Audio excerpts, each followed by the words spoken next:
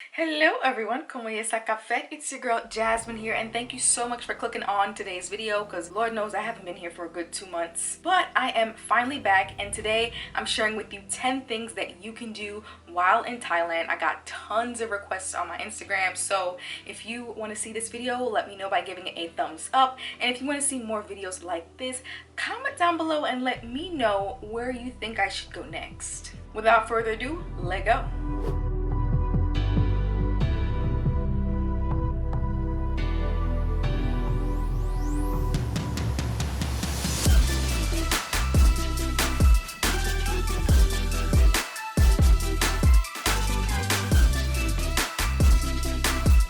You're in Bangkok, one of the first things I think you should do as a visitor is walk around and see the sights. I really like just being in the mix, and that way you can really discover so many different things. Me and my friend Nzinga, we actually walked to the mall out there. The mall had 7 floors, and each floor represented a different place. There was a San Francisco theme, a Turkish theme, a Parisian theme, so many different levels to this. When we were actually walking back to our hotel, we ended up going on the train overpass, and there was this gorgeous archway that was just lined with so many plants. It was absolutely stunning and definitely Instagram friendly.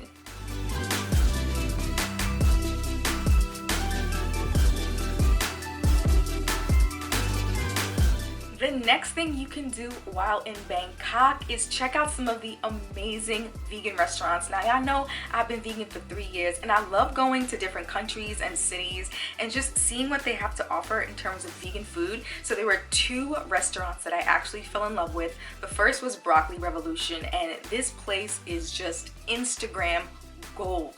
Plants everywhere. It's got a really cool industrial loft type vibe, and the food was actually pretty decent. I ordered the spring rolls, and I also ordered like a lo mein, but it was kind of like, it was like a black lo mein. It was kind of interesting. The next restaurant is called Vegan Eateries concept. Hopefully I'm saying that right. I had a pineapple fried rice, which was actually served inside of a pineapple. It was definitely an interesting, unique taste. They actually put raisins in it, and I'm not used to having raisins in my rice, but it had a really nice balance of sweet and salty, so I was definitely into it. If you are a lover of culture and architecture, the Grand Palace is the place to be. I was amazed at just the structures. There was this one structure, if you look close up, you see like a little tile, but then you back up and it's like this monumental work of art.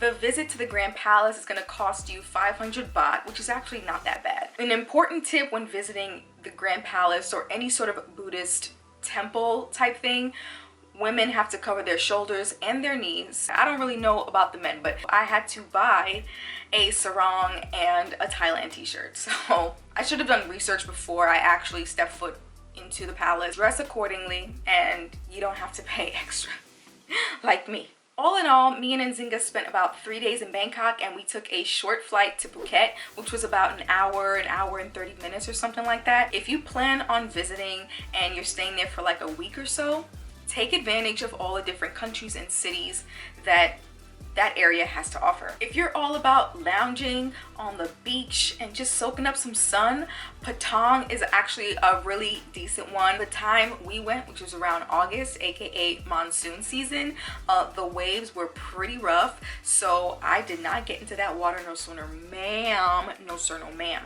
Now, Patong Beach is a touristy beach because of all the hotels in the area. If you are looking for a really nice, big, spacious beach, I highly recommend Kampala. So there's lots of things to do and eat near Kampala Beach. You can get a massage, you can get food. There's a cute little beach club situation over there. It's really cute. I mean, the waves were still pretty rough, but the views were incredible. So next up is Big Buddha. If you're in Phuket, I feel like Big Buddha should be on the top of your list of places to visit. I found an amazing deal on Viator for 20 bucks. So that $20 covers your entry into the Big Buddha. It covers your entry into the cashew factory tour and all of that. It covers everything. And you get a tour guide that is literally with you every step of the way, telling you about the island of Phuket and the history of just like all the monuments and things like that. So for 20 bucks, that was an amazing deal. An important thing to note here, for the temple, you do have to cover your shoulders, you do have to cover your knees for women. I don't know what it is for men. The next thing you should do while you're in Phuket or just Thailand in general is sample the local fruits and veggies. Now,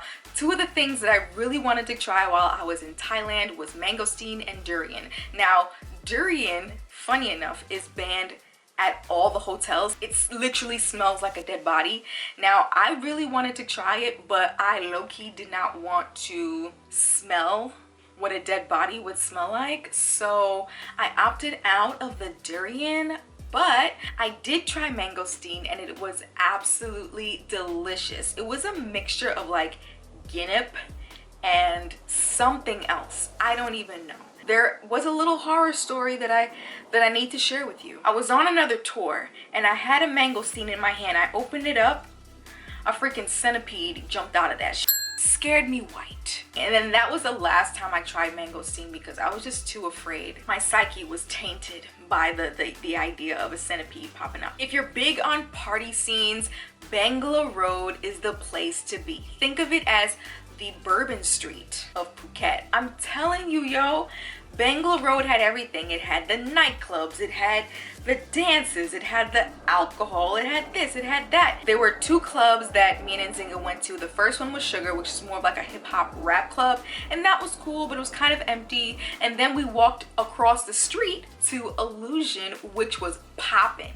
They play a lot of like house, electronic music, and like the party was live over there. So we had a really good time at Illusion. The next thing I highly recommend if you are in Phuket is checking out the James Bond Island tour.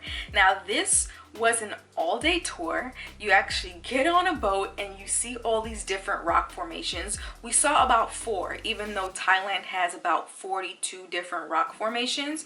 So this tour covered your food, and of course I let them know I was vegan ahead of time, but all they had for me to eat was rice, but it's whatever. The first thing we did once we got to the first island was got on a canoe, and there was someone that actually rowed the canoe for us, and we went inside of a bat cave when we saw actual bats sleeping. Yo, it was absolutely crazy. The boat also stopped off near a lagoon where we were able to go back on the canoe and see this really beautiful, like secluded nook within the rocks. And then the last bit of the tour, we actually stopped off within the Andaman Seas. Hopefully I'm saying that right. And we actually got to take a swim. I was so scared because, girl, you know I can't swim. So best believe I had to put on a life jacket. That was an amazing tour, and I believe it was like 75 bucks US. And the last thing that I recommend that you do while in Thailand is go to an elephant sanctuary. While in Phuket, I found the Elephant Jungle Sanctuary where I was able to feed and interact with rescued elephants. Now, I've never been within close proximity of an elephant before. It was a magical experience, something that I will remember for the rest of my life. This sanctuary does not allow the riding of elephants, which was something that was important to me. All the monies that they collect, they use to nurse the elephants back to health and provide veterinary services for them. And what's amazing was that they collect elephant poop and turn it into paper. These envelopes were made from elephant poo, okay? Elephant poo, y'all. It don't smell like poo. You can see all the like nooks and crannies in here. It's like incredible. Epi, that's it. Those are the top 10 things that I recommend you do if you're ever planning to visit Thailand, specifically Bangkok and Phuket. I'm actually curious to know, are you guys going away for the holidays? And if so, where to? Let me know in the comment section down below. I'm gonna sign off now. I want to thank you all so much for watching and supporting and subscribing to my channel, and I'll see you all in the next video. Peace.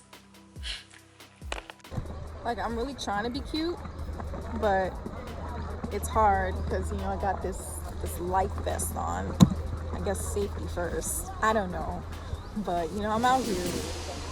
Haitians out here in the Andaman Seas, yo.